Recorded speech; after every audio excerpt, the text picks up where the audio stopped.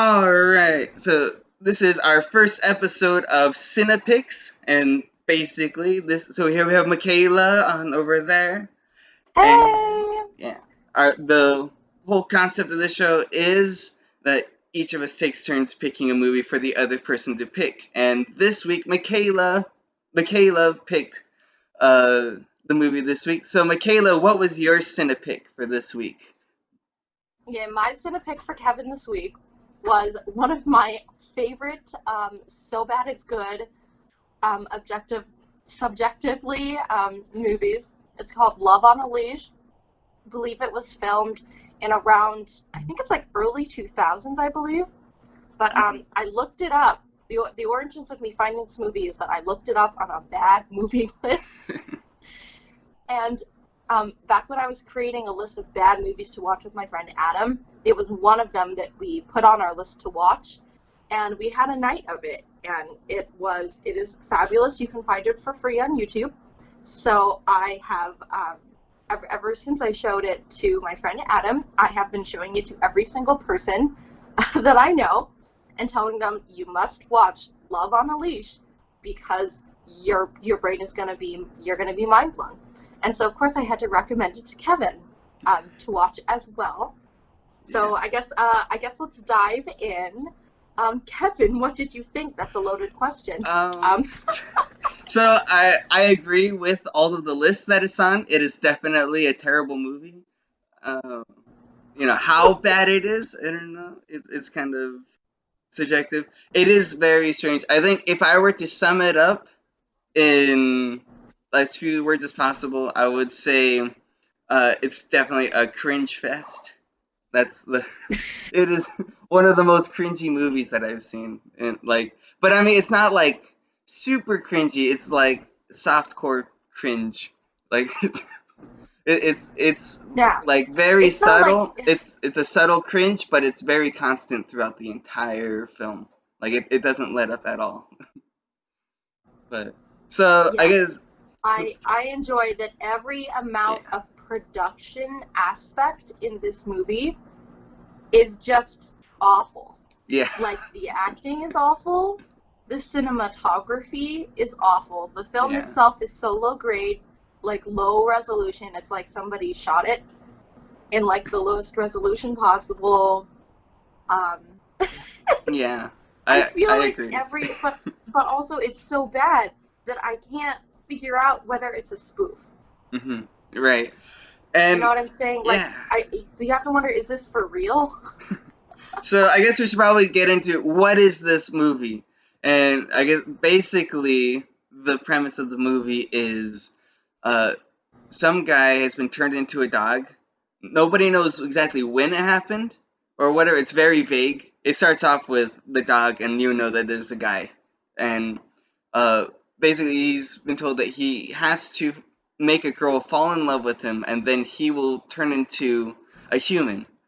But that's it's kind of there, but then after he half breaks the curse, and then then there's all kinds of other requirements of like you have to be able to provide for your woman now that she's fallen in love with you. Now you have to provide for her, and then there's a bunch of other dumb things that like you have to do this, and I have to do Yeah. that, and like whatever this mystical spirit is that's like that put him in this curse. Actually, we're not even sure if there's some voice coming out of a pond and nobody knows of it.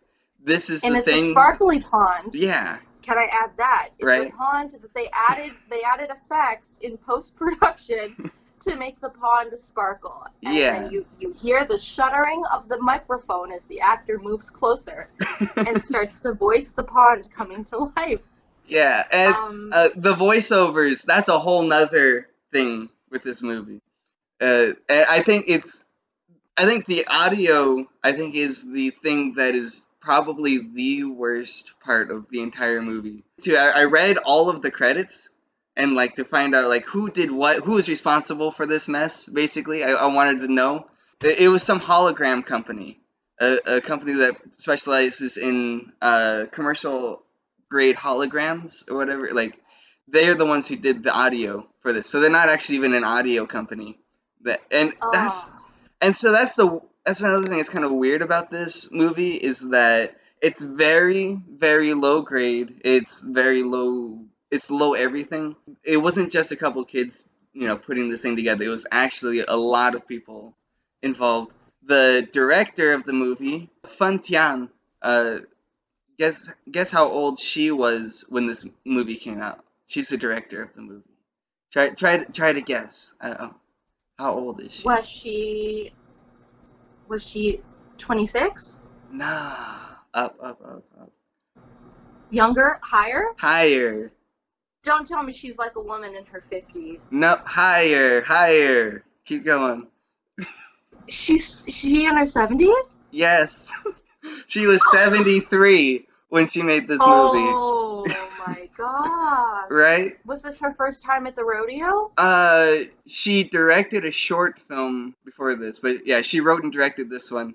And she only directed one other film after this. It was The Forbidden Kiss. It was a I Chinese think we're drama. gonna have to watch that Yeah, somewhere.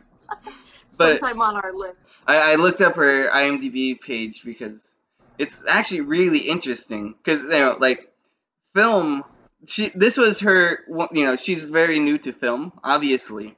But acting wise and like performance wise, she's been in this game for a long time. Like she she graduated from the drama department at Lanzhou Institute of Arts in China in 1962. She was the creator of the Guangxi Cultural Bureau and the playwright for the China Youth Art Theater.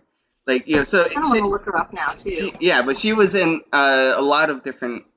She's been involved in the arts and the performing arts a lot in China, through her pretty much her entire life. But this was This was her first feature film. She did one short film before this, and if you look at the executive producers, almost all of the executive producers are Chinese. Okay. Which is very So interesting. This is technically a Chinese-produced Yeah. film. Since we're into this, I already mentioned that most of the producers were Chinese, and and the director is Chinese, and all this stuff. Anyways, basically the conspiracy theory is that this production company, because you have to wonder, why would a production company create these terrible movies? What this production company does is they create movies in America, in Los Angeles, because it's based in Los Angeles. They make movies in Los Angeles and then sell them to the international market. They make them for like super, super cheap and then sell them to the international market and claim that they are Hollywood movies. And so, yeah, and the claim is that they'll sell it to the Chinese market and be like, hey, here's a Hollywood movie, They make their money, yeah, basically they make their money like, hey, here you go. They dupe the other like foreign investors into buying or at least like getting the license agreements in order to show these movies. I wonder if people play that game with us. If they do Yeah, that to us. I have to wonder the same thing because I've been watching some movies that have really good reviews on Netflix that happen to be international films, and I don't know, maybe it was just my personal taste, but I did not find them worthy of the rating that they received. Right. Yeah. And that's what's so funny about Love on a Leash. You look it up. It's got an IMDb score of 9.2 out of 10. Right? Yeah, if you go to Rotten Tomatoes, it's got a 93% audience score. What? So, I mean, it's a very highly rated movie. Right? So you have to wonder who's doing that. Is one of my favorite movies. Right?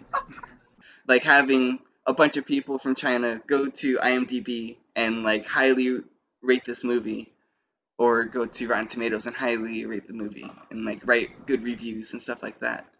Like maybe that, I mean, because there's this like it really, when you look at it, it's like, why are all of the producers Chinese for this like super low budget indie film?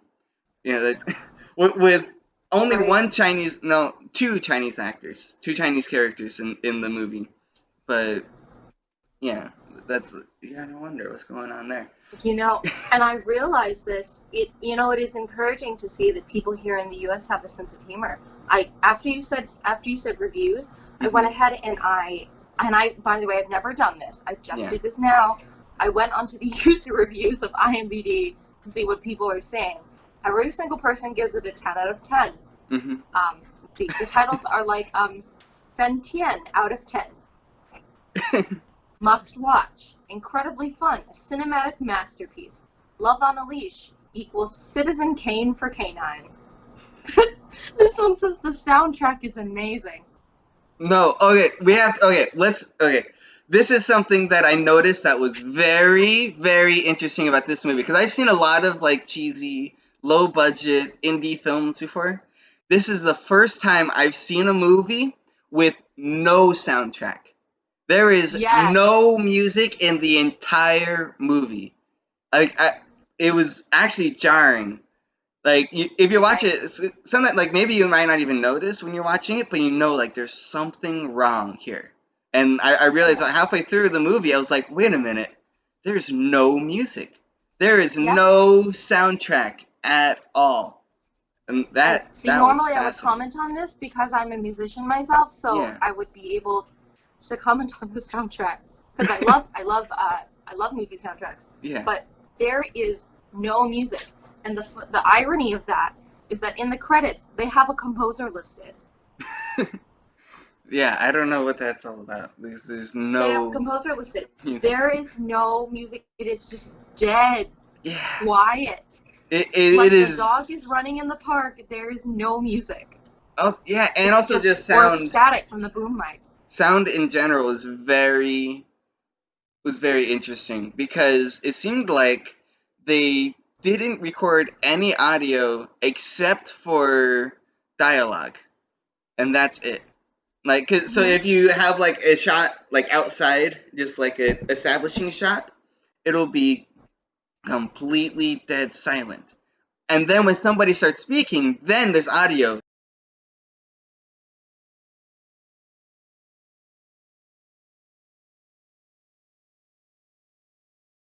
Especially with like low budget audio and like there's a lot of uh atmospheric noises, like you could probably hear that in our video right now as Yeah, you're like listening. You're like birds. You can hear you hear birds chirping in the birds chirping, or background. even just like an air conditioner makes a little atmospheric noise or whatever, or like just traffic in the distance, but anyways, you turn on the camera and you start filming, there's automatically noise even if nobody's speaking. But in Yeah, this one, like they'll completely cut off the audio, no audio at all, and then as soon as somebody starts speaking, then you hear the audio. And, like you hear the it's atmosphere, everywhere. and It then overwhelms the screen. It's not even transitioned in. right, It's just like, yeah. God, please help me find a real man. You don't need a god. I'm right here. What? Are you dogging me too? What do you know about this, dog? I will not let a chick get away. And there is. like I kind of get like you want to control which audio people are listening to and what they're not listening to, and you don't want to get like you don't want to get traffic horns, whatever, and there's like continuity issues, whatever. And I filmed videos because obviously I'm not that good at audio. I'm not an audio engineer, and so when Oh, I filmed videos where the audio is not super great and like there's that atmosphere noise, and when I cut between like inside or outside scenes or whatever, or just different scenes, it sounds different, and even if you put the camera in different parts of the room, so if I want to get different angles when I'm filming something, and then like when it goes from one camera angle to the other camera angle, or if I'm using multiple cameras, the sound is different, and when it cuts, it's kind of jarring when I you know so what huh. I normally do is I will record just atmosphere, just the atmosphere, and then I will play that atmosphere over the video. So that way you get a Oh. consistent atmosphere throughout the entire film. Even though Ooh, that's smart.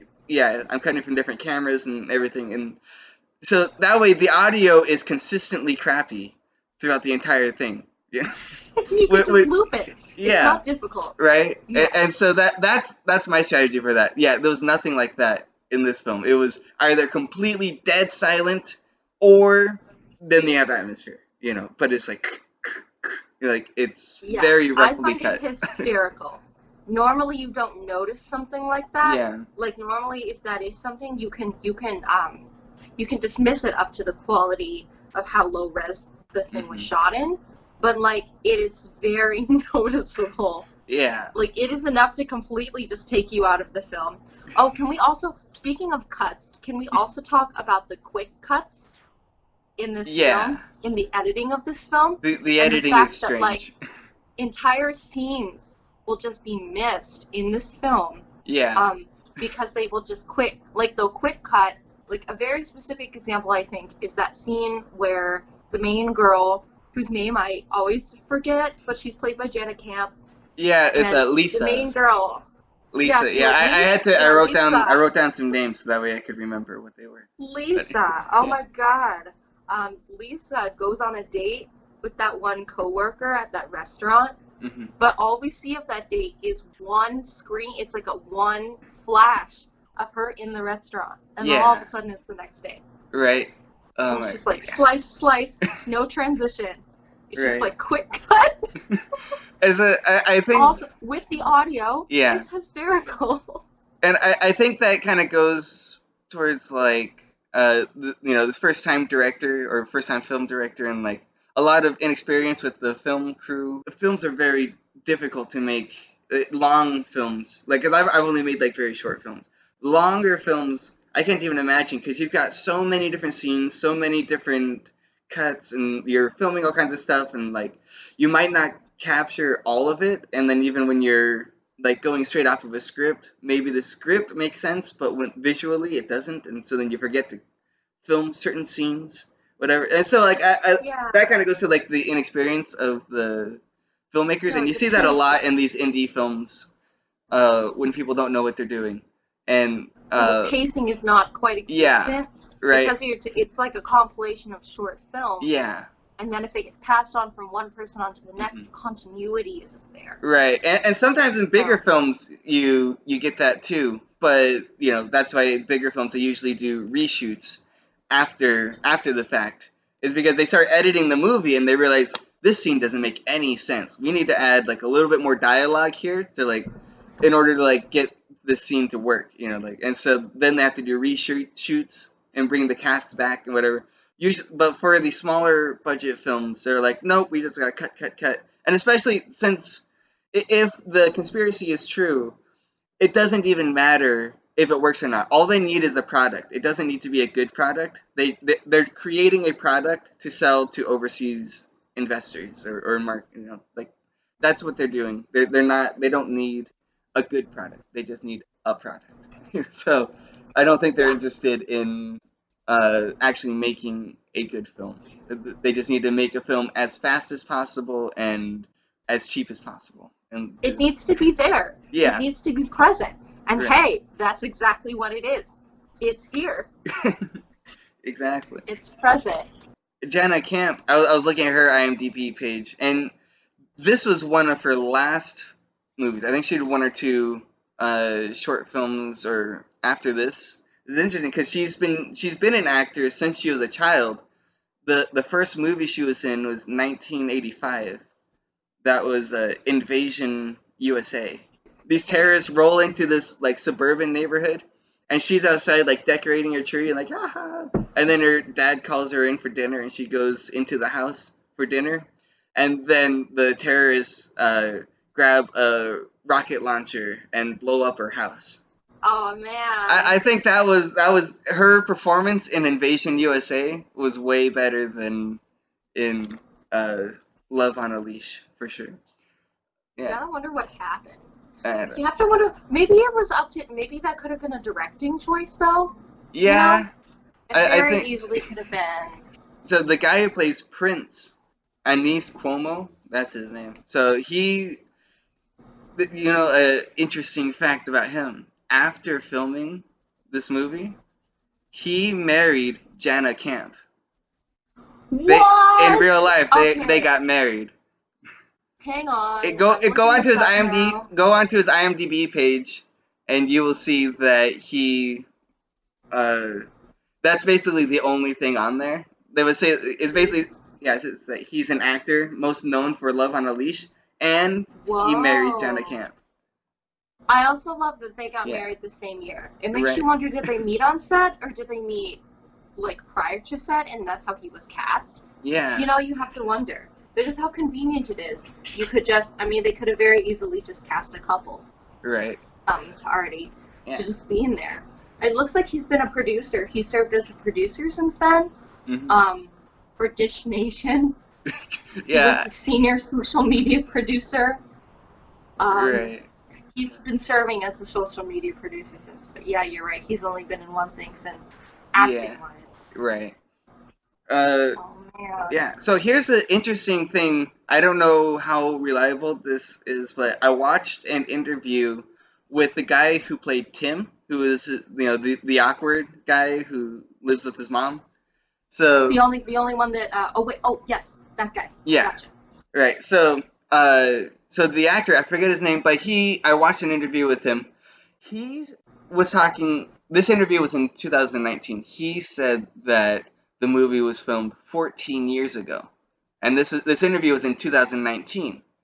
The movie was released in 2011, but he said 14 years ago from 2019. So that's like, ugh, I'm too tired to do math, but that's like 2005-ish, right? Should be 2005. 2005, yeah. So Yeah. that's That very makes a lot of sense for the production quality, though. right, because and so it feels like an early 2000s, 90s movie. right, yeah, it was from like a crappy digital camcorder from the early 2000s. That's what it feels like, and that's what it looks like. So, but it's interesting that it would be filmed in 2005 and then released in 2011.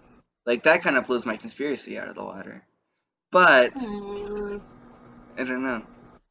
Like that's one of those things that like it's really hard to find. Like there isn't a Wikipedia page for this movie, not yet. I looked it up, and Wikipedia asked me if I wanted to start a Wikipedia page for this movie, and I might do that.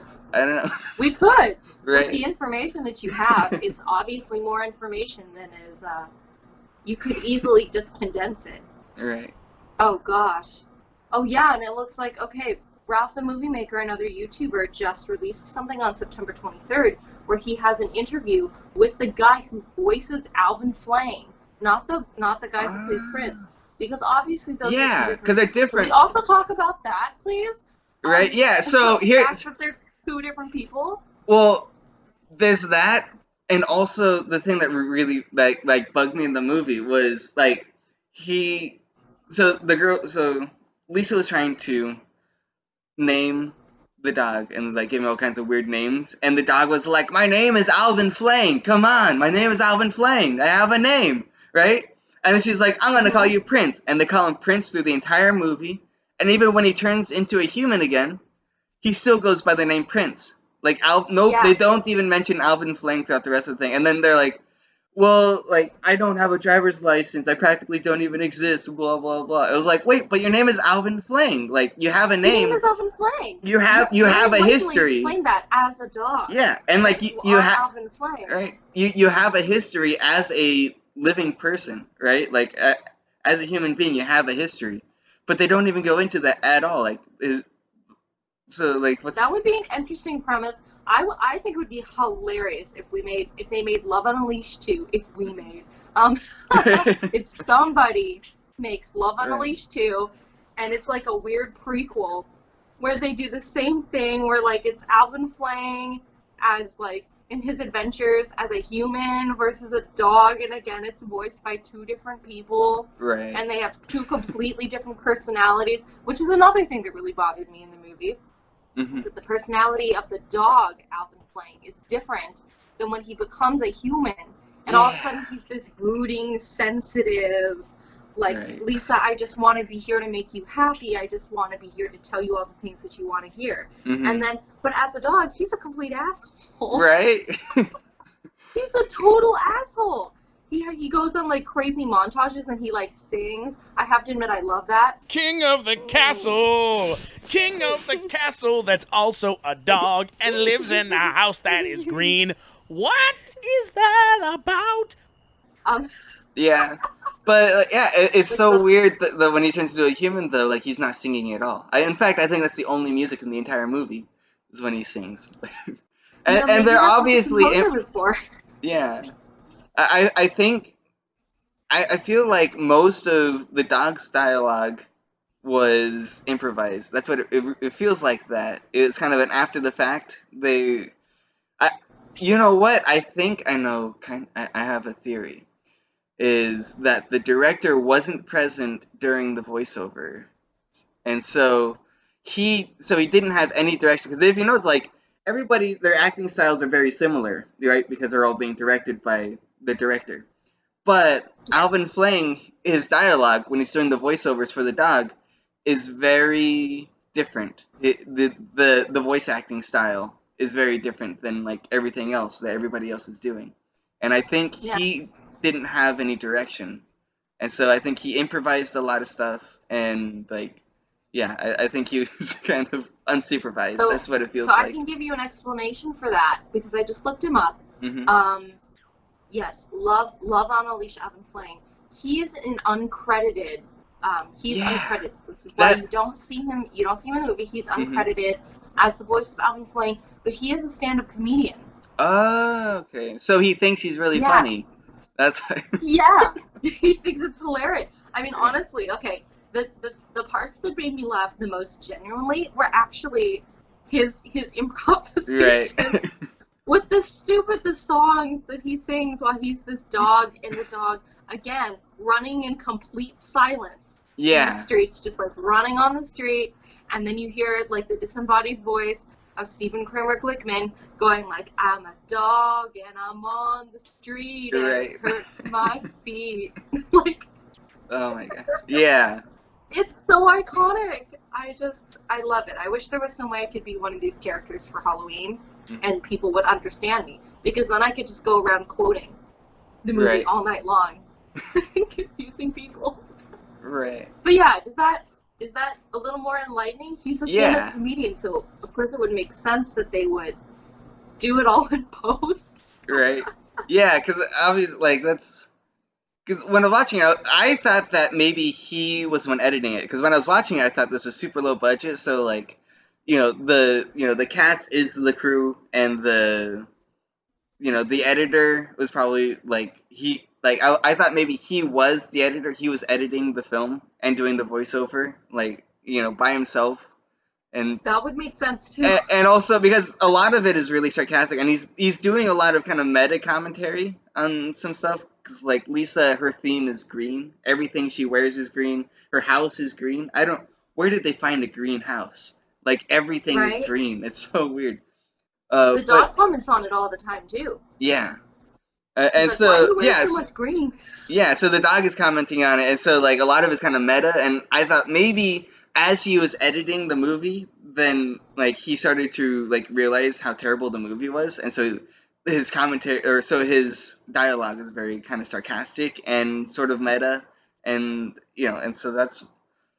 and so maybe like as he was like watching the movie while he was doing the voiceovers, he realized like how ridiculous it was, and that's what's going on. But yeah, but he didn't edit the movie, and that's the thing. Also, is weird when you look at like the crew is different from the cast, which is weird. It's like I figured that because that's how it always is. Because I've watched a couple other indie films that are also like directors' first films that have become like actual good movies. I watched Peter Jackson's very first movie, Bad Taste. I watched that one earlier this week, and that one, it's got pretty decent production value and everything, and it's a pretty decent movie overall. It's obviously you could tell it's very low budget. The audio quality isn't all that good, and blah blah blah blah blah. But the story is consistent, and the story flows well, and it's really good. But the cast and the crew, like the cast was the crew. There was a lot of multiple hats going around, and so the cast is also the crew. And like Peter Jackson was the director, and he was also an actor in the movie, and he was also the special effects makeup artist for the movie as well. So he Wow. did and so he did a lot of work. But this movie, like, looking at the credits, I see, oh no, they're different.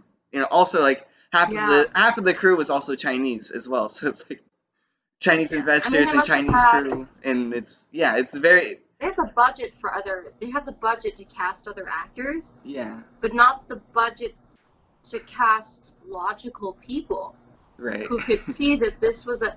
However, it could have just been a meta thing where like everybody in the crew could acknowledge that there were going to be certain aspects of it that were just kind of going to fail, and that when the film came together, it was just going to come together and be what it was. So maybe they were all just kind of on it passively. Right. I don't know.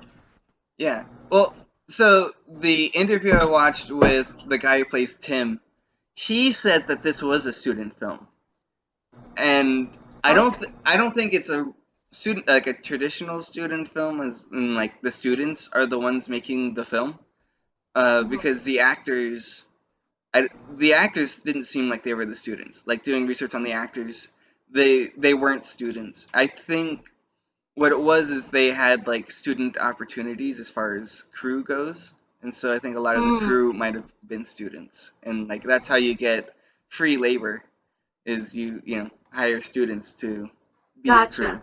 and then So it was a student film in the production aspects of it. yeah, But I think it's more like an not- internship program rather than like an actual student film, because the director and writer was definitely not a student.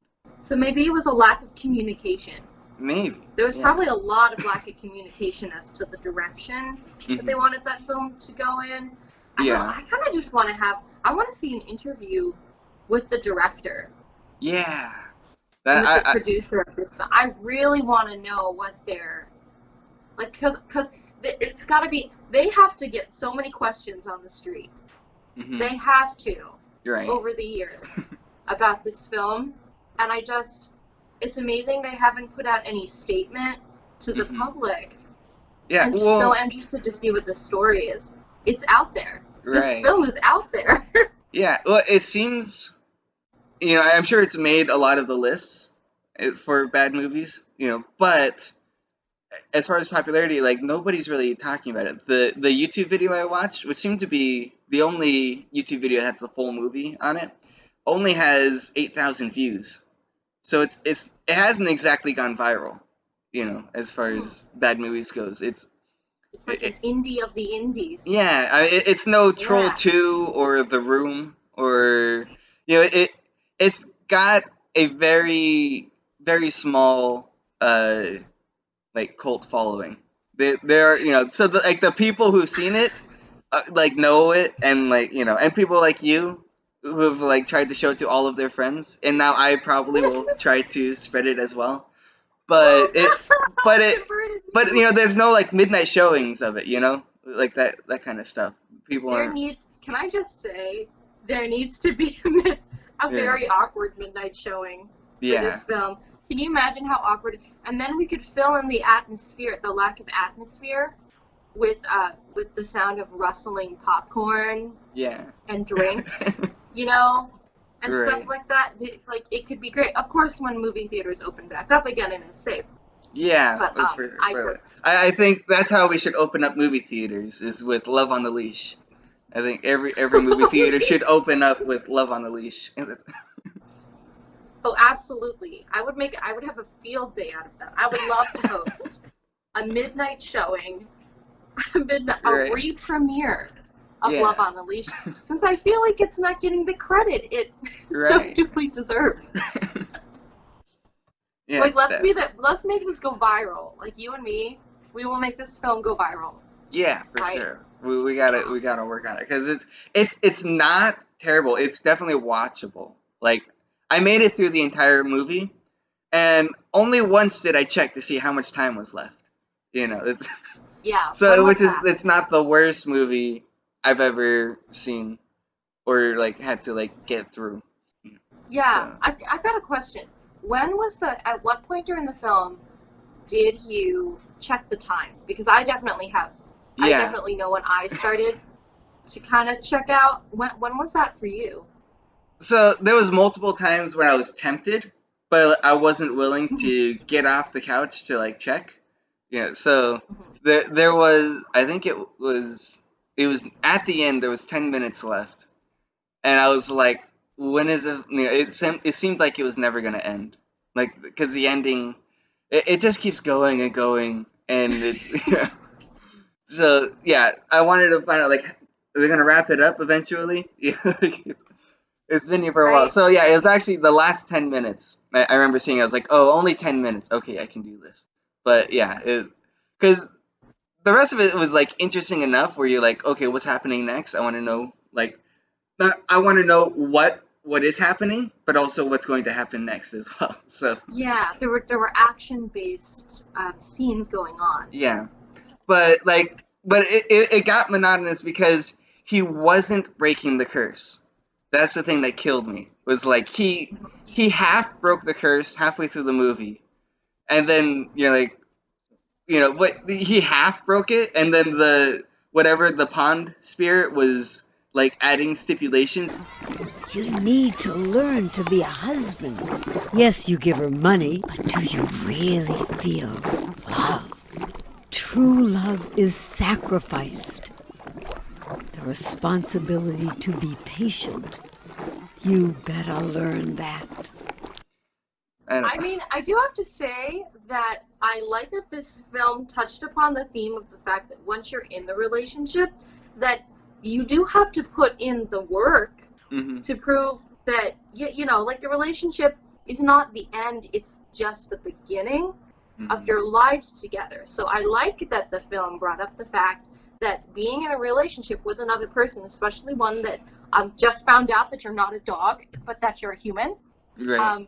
I like that they brought up the fact that that's not going to be easy. Like, you're going to have to make accommodations for each other. You're going to have to figure out how you're going to make money to survive.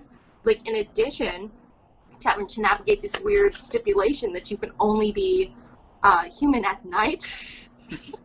But also there were so many decisions that the acting and the writers could have made to make that work. Right. And Prince never took, like, did nobody think that you could just say that, oh, like, my husband happens to work, like, my fiance happens to just work at night, so he sleeps the entire day, that's why we can't meet during the day. You're right. Yeah. Like, there's also real world explanations that you could have used to cover up and make life living with a dog human hybrid work, and they didn't use any of those. Her mom wanted to meet Prince, and she's like, "Here, I'll meet him tomorrow morning." And she's like, "No, he has to work in the morning. So can you meet him tonight?" And she's, you know, so they move things around. Like, okay, I can meet him tonight. So they go and meet him, and everything. And then finally, she's like, "So you're gonna marry my daughter?" You know, and then like. That was also a confusing thing because throughout the entire movie, they were already saying that, like, calling each other husband and wife as if they were married, but they're not married. So this was like news for me. It's like, wait, you're not married yet? You know, and so she was like, how about this? Tomorrow morning, we go to the county clerk's office and we go get a marriage license and make this official. And I was like, yeah, and then they agreed to it. Didn't you just say that he works? Yeah. Exactly. It's like, no, you've got a perfectly good excuse at why you can't go to the county clerk's office because he has to work in the morning. Because you already said he has to work in the morning.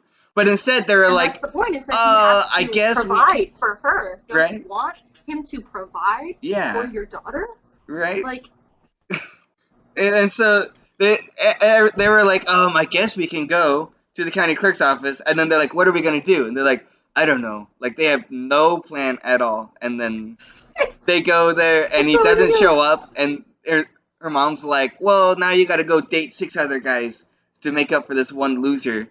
Oh my god, yeah. And then also the aunt character, just, I have to say, I did like the one lady who's the talent agent and her assistant. I thought their stuff was really funny, but that aunt character, man, that's like obsessed with figuring out why she can't find any information about Prince online. Like, how come he doesn't have an ID? How come he doesn't exist? Like, you're not going to be able to find that information on your own.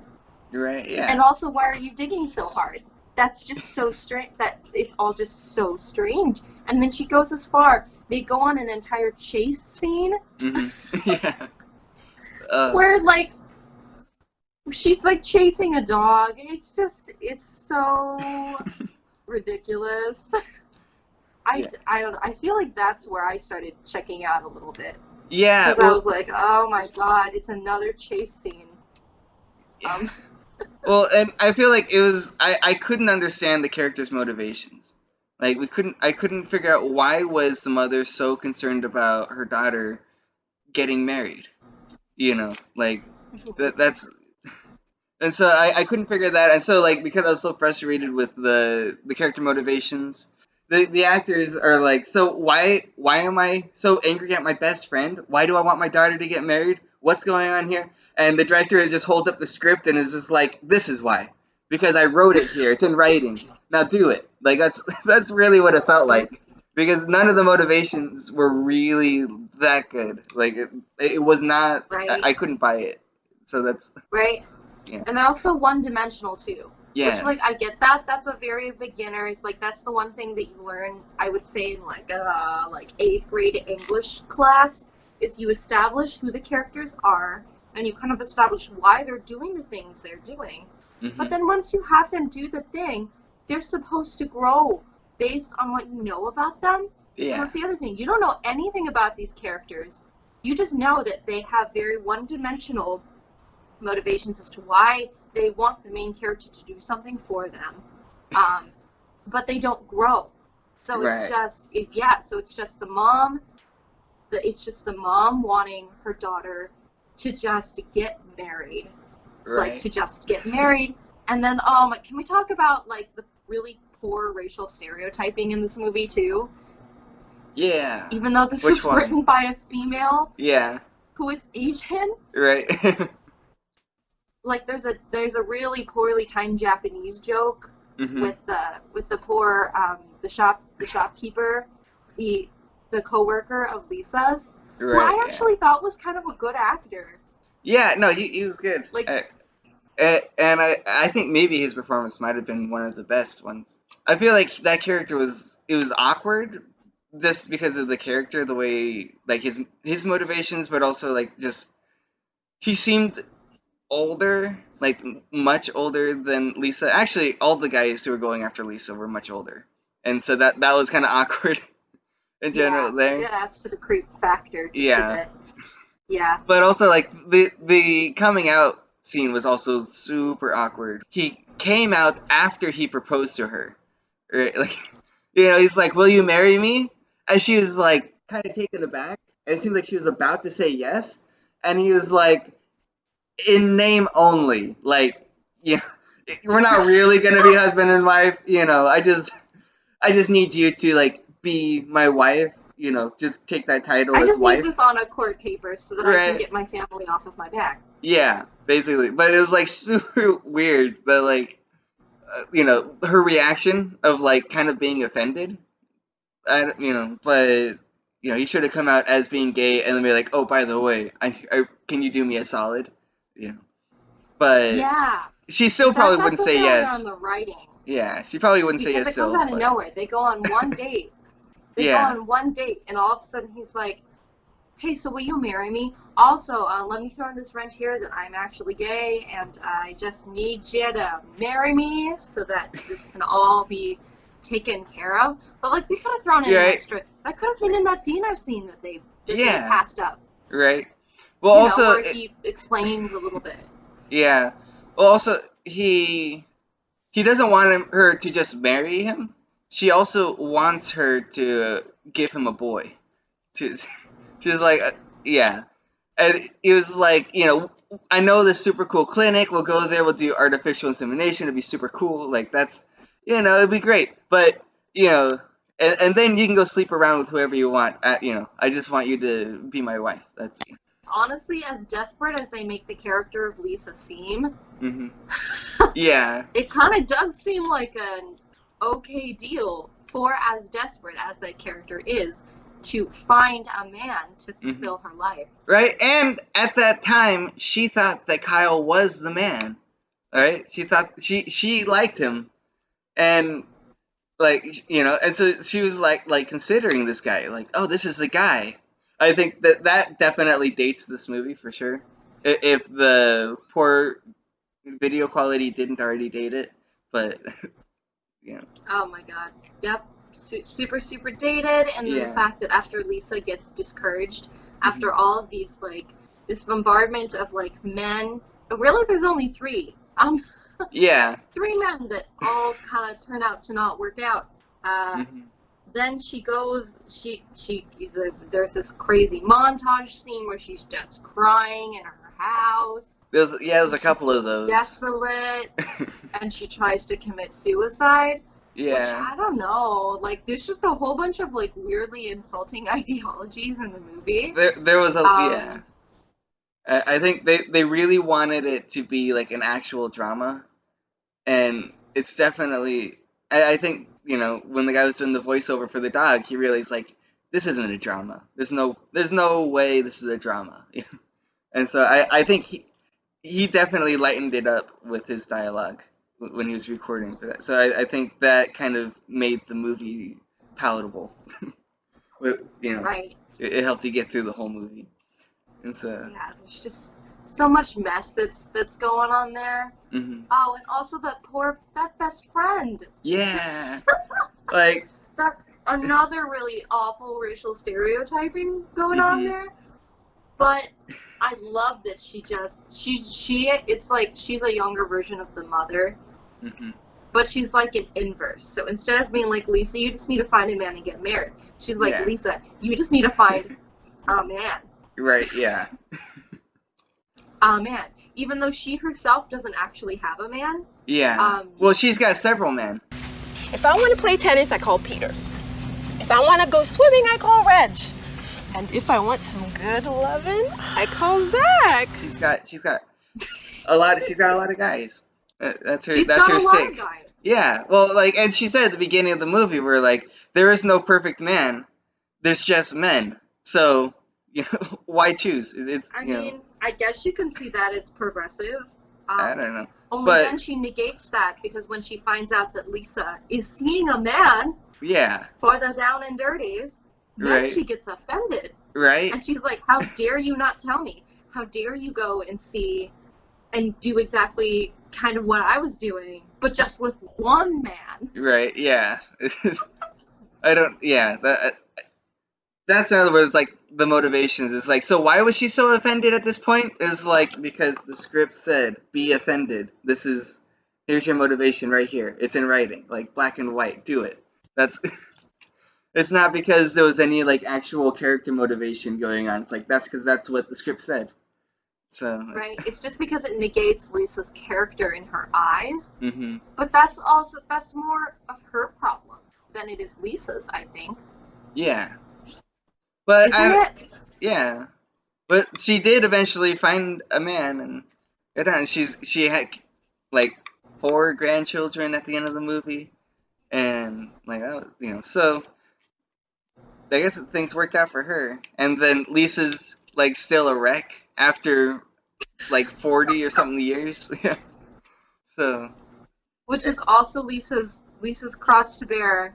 right. I don't know. And She made a relationship with a dog work, so right, yeah, and she's still like waiting for Prince to come back, and her best friend is like, if he does ever come back, which, the scene before that was him getting hit by a car and dying, so you think maybe so he you wouldn't come wouldn't back. think he's not coming back. Yeah, well, except for one little piece of dialogue where Prince said that in order to break the curse, he has to die and be reborn.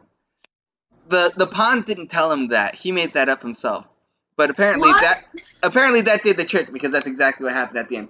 Spoiler alert. Oh my But god. anyways, They played it off as a Romeo and Juliet sort of thing. Though. yeah, well, They it's played it off as, we both made a mistake. We have to forgive each other. And Yeah. he dies.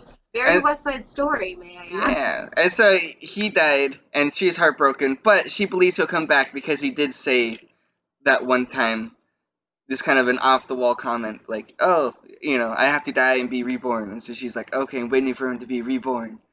And her best friend was saying, like, after, like, so many years, now they're both old ladies, her best friend is like, when Prince comes back, he's going to be the same age he was when he died. You know that, right? And she's like, oh, I did not think of that. Oh no, and now she's like distraught because Prince will come back as she remembered him as a young, handsome young man instead of some old, decrepit guy. Yeah, which he I mean, did. honestly, that's the ideal. Yeah. Is he would come back to you with a full set of memories. But also he'd be missing the development. Like, what are you gonna do in the time between, but the time between he got run over by a car, waiting for him, and like I don't know, like the next 30-some years maybe. Like, what are you gonna do? Yeah. You've become a completely different person probably, and you just expect this guy to just waltz in. Yeah. Although I guess that is the idea. Well, except He's still for young. Yeah. Well, except for she did not become a completely different person. She is the exact same as she was before. She's just old now. She's just an old lady, but she is still And it wasn't even obvious. Yeah, she's still an emotional wreck from whatever happened 40 Right. years earlier. So Also, I love that in the end, when they finally get remarried, that they added a whole bunch of effects in post, and all of a sudden they both become old together. Yeah. Magically. Right. So which happy ending. The logic doesn't exist in this movie. You just have to suspend your disbelief and accept that things are gonna happen. Yeah, because that's what the script said. Read the script. That's what it said. That's what happens. So. It's like, this is the way it is, and this is the way that you have to do it. It doesn't make sense. It doesn't matter if it doesn't make sense. Because really, nothing makes sense. No, of course not. This film, it's either going to infuriate you and make you question the logic of the universe in which this film has taken place, or it's going to be hilarious to you. So I don't know. Right. I thought it was hilarious. Yeah, no, I laughed a couple times, and I yelled a couple times, like, "What are you doing?" Why are you so mad at him for whatever? Why wouldn't you let him be in commercials? Or be an actor? Like it's. Yeah. Stuff like that. I don't understand why she was so mad about that either. Yeah. Because I think that's actually a really viable way to make money. Right? It's like, and why not? There's only one thing that he can do, and he wants to do it. He's like, I want to do this. It's got to be boring not doing anything all day, and then coming home at night, and then like. And serving as your love slave. I don't know. I think that would have been I think that would have been interesting. See, we could add that to Love on a Leash too. Right. Yeah. Where Alvin Flang, Prince, has his own little doggy adventures. He's a sentient human being trapped inside the body of a dog. Can you imagine all the employment opportunities? I'm just saying. I think, that would be amazing. Yeah, definitely. So I think there's definitely sequel possibilities, and I'm surprised they didn't do sequels because looking at the catalog from this production studio. This was definitely one of their bigger hits, than any of their other movies. So I'm surprised they didn't try to make a sequel out of it. Why not? You're right, because you could. And now in today's age, oh man, I bet if the director and the producers of this movie are gonna watch this back, we're gonna give them really good ideas. Because imagine how many sequels are being mass produced by Hollywood right now. They could very easily just say. We're following the Hollywood trend of mass-producing sequels that expand on a character or the story of a bunch of characters. Yeah. They could do that. It doesn't even have to be a sequel. It could be a prequel. Yeah, I think this movie definitely needs a prequel because you're just so confused. Cause you start the movie with this dog running around the park and he's like chasing ladies. He's like, "Where's the ladies at?" And then he's like talking to some voice in the pond, and like it's just very strange. And you kind of get the idea that maybe was a person at one point in time, and and now he's a dog, but you don't know like why he was at. Well, so they They explained a little bit. They explained that. They said that he was like a wealthy super playboy. Yeah, he was a playboy, always chasing the ladies, and because of that he was cursed. But they never say who cursed him and like exactly what happened in that situation when he was cursed. So I think a prequel is definitely needed for this movie, and I think would be interesting to like get that Right. whole backstory. And also like I would who's love this to lady in the see- pond? You know. Yeah. Who's that? Who's the lady in the pond? Who voiced the lady in the Oh, pond? Was there That's anybody, very interesting. like, Okay, I want to tell message? you. I'm so excited because you asked that question. Okay, so Okay. in the credits, the person who voiced the lady in the pond, her name is Pink Lady. Okay. I'm looking this up now. Yeah. So Okay. I don't know much about Pink Lady. All I know is when I was looking at the credits and it said like pond voice or whatever, whoever it was, but it said Pink Lady. And I don't know if that was a mistake. Like that Pink Lady is another character, and they accidentally put the character name in the actor name or in the actor slot. But yeah, definitely said Pink Lady right next to the pond voice. Lady. What's the significance of her being in the pond? Like, I don't know. none of the characters go to the pond ever again. It's Well, just the dog. except for the dog. Visit that Maybe. pond. Well, also the pond is at a very Did public he die park. in the pond? Maybe. But yeah, the weird thing is that the pond is at a very public park, and as you can tell by how many people were there at the beginning of the movie. So this dog is always going to this very public park full of people and talking to this pond spirit. And there's smoke coming out of the water, and it's very, a lot of sparkles, added in Yeah. post production. So yeah, because that's a location thing with low budget movies, as to be expected. In fact, the all of the clothing store scenes, uh, you would assume that one of the actors or the producers or somebody works at a clothing store and got permission to film there or whatever. No, they had no permission to film there. They just went into the clothing store and they just started filming scenes, randomly. And with just the actors and the cameras, and they just went in and just started filming.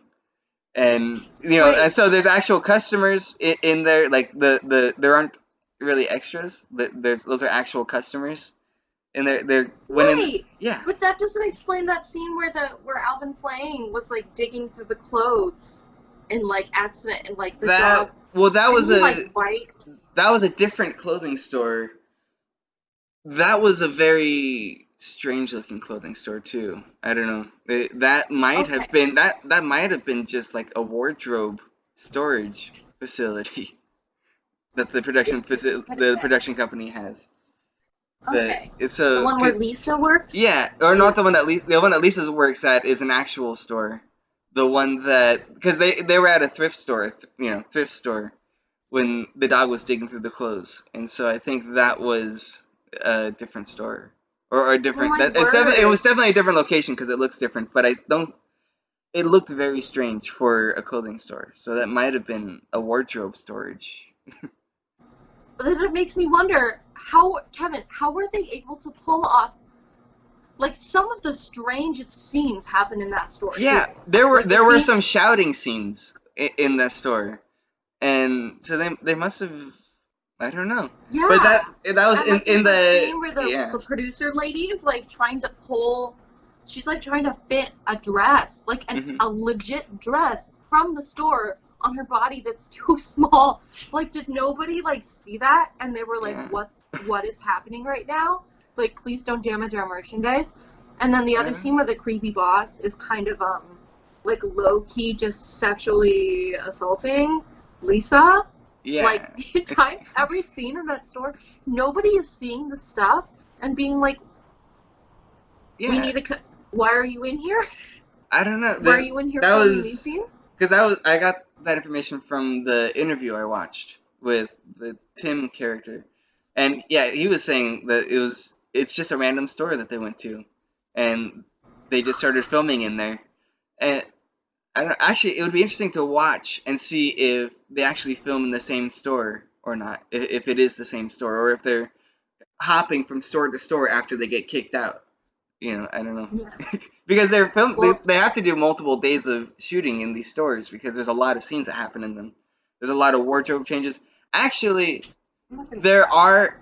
I wonder if that. Okay, so because Lisa works at two different stores, in her job because she gets fired from one. No, she gets fired and she has to work at a different store. Uh, I wonder if that was a choice made kind of after the fact where they got kicked out of the store and weren't allowed to come back. I said, like, we have to film in a new store, but we can't just film in a new store. We have to make a reason why does Lisa work in a different store? And maybe that was because they got kicked out and now they have to make an excuse. Kicked out for real. They got kicked out for real, and so now they're like, okay, well, how about this? Lisa got fired because her drunken boss broke into her apartment and sexually harassed her. Like, that, This is so okay. Uh, I really feel like we need to have an interview. Though I have to tell you, Yeah. okay, what I'm gonna do immediately after we're done here, I'm gonna go and I'm gonna send this to you too. We should just watch this together. It was just released, Ralph the Movie Maker, 2 weeks ago. Conversation with Stephen Kramer Glickman, Alvin Flang in Love on a Leash, and Big Time Rush. yeah, definitely have It's to a watch 1 that. hour interview. I'm so curious as Right? to what he's gonna say. Also, I feel like with how segmented it seems like this production was, Mm-hmm. like how much do each one of the actors really know about every aspect of this film? They can only really give commentary on their own individual play in it, and the rest is up to whoever was in charge of overseeing the entire budget distribution and the entire filming of this movie. There's Right. a lot of information that we don't have that I would love to get a hold of because I think mostly because it's not that popular of a film. With the people who are fanatical about it, they seem to be pretty fanatical about it, but it hasn't like reached the mainstream as far as cult movies go. It's not a Rocky Horror Picture Show cult phenomenon. There aren't It's not screenings. anywhere near The Room. Yeah, it's nowhere near It's The got Room. the same low It's not- budget quality as The Room. It's Yeah. got the same terrible acting as The Room. I Mhm. think it's worse than The Room. Yeah. I don't know why it hasn't gotten. I don't know.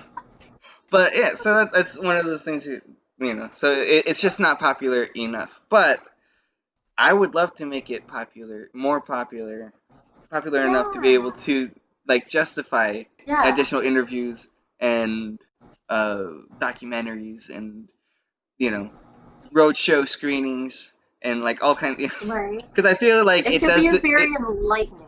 Yeah, because It I could feel be like it. enlightening, at least for us to see, and for the public to see how much work it takes to put an entire movie together. Mm-hmm. Because this is proof right here that obviously it takes a lot of people involved to put an Yeah. entire movie together, but even more so to make it work. Mm-hmm. This one, I feel like it's very underrated. I mean, there's big budget Hollywood movies that I can't get through, but Yeah. I was able to sit through this one. I did have to watch 2 other movies after watching this one today. Like, 'cause I watched this earlier today, and between watching it today and talking to you right now, I've already watched 2 other movies just to kind of What like were they? rinse my palate a little bit because it's Just to, just to get it out of your system. yeah. Oh Lord, I'm sorry I subjected you to this. That's okay. I'm so sorry I subjected you to this, but I'm also not sorry. I'm Right, sorry, that's- not sorry. I don't know, but I'm glad that you suggested this movie, and I recommend other people watch it as well, and so I'll probably make all of my friends watch it.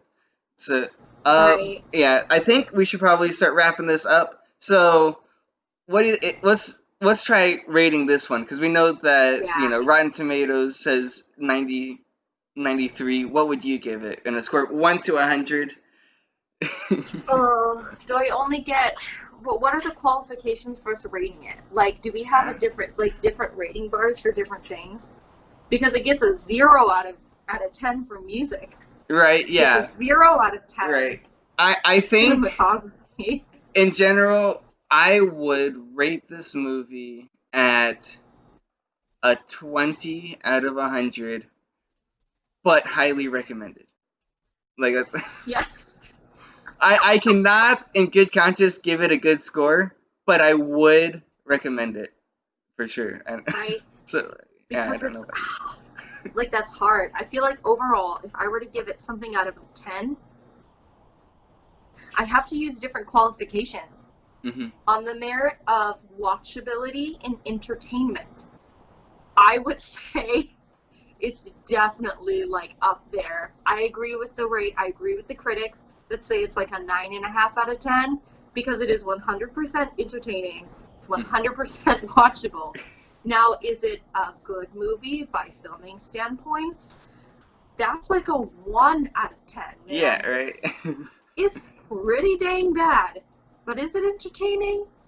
Yeah. Yes, definitely. I'd say so. So I recommend it. Yeah. But not for the reasons that you think, which is why I recommended it to you. Because I was Right. like, I feel like Kevin has a good sense of humor enough that I'm just going to like send this movie his way, and I'm not going to tell him anything about it. I'm just going to say watch Love on a Leash, which is exactly what I did. Right. He said, go watch this movie. It's so bad, it's good. Yes, definitely. So I'm And I glad that agree. you went in with an open mind. Yeah, for sure. So I think this is definitely a good Cine-Pick. So good job, Michaela, picking a good movie for me. So next week's Cine-Pick, I get to pick the movie for you, and I will pick one that also this is their director's film debut as far as their featured films go. You know, also writer, director, and everything else that's needed involved in making films. That this guy did it all. So this movie is Evil Dead. Yeah, or the Yes. Evil Dead because that's the The original. Evil Dead. Yeah, Evil Dead is the remake that came out, and so we'll talk more about that next week when after you watch Evil Dead. Evil Dead. But yeah, so the Evil Dead. Anyways, but it's October. We're getting close to Halloween. I want to recommend a spooky movie to you, and so that is my Cine-Pick for next week. So I look forward to talking to you about that. Absolutely, and I'm excited because, again, I'll be completely transparent with everybody watching, as we have seen the second Evil Dead. Yeah, So I made you sorta watch the know. second one before, so Yeah, but I have not seen the first. Yeah. I don't know what right. I'm walking into. Yeah, I'm excited to talk about it because I'm a huge Evil Dead fan. I've been a fan of Evil Dead for a very, very long time, so I'm excited to talk to you about it. Yay! All right. Yay! So Right. I guess that's it for this one. So definitely watch Love on a Leash. I recommend it for everybody. And yeah, and also if you want to watch Evil Dead before next week, I recommend doing it too, so that way you can engage in our conversation. All right. Yeah, Absolutely. definitely. And if you've watched Evil Dead, or no, if you've watched Love on a Leash, yeah, tell us in the comments, what do you think of Love on a Leash? Yeah, Oh, please. I would love to Please hear give what us your other own people say. individual rating. Yeah, for sure. All right. So All right. I guess that is it. So until next time, I will see you next week. All right. For the Evil Dead. Evil Dead next week. All right. Thank you, Michaela. Of course, thank you, Kevin, for Yeah. having me on. Make sure to like and smash that subscribe button right down below to check out more of our Cine-Picks.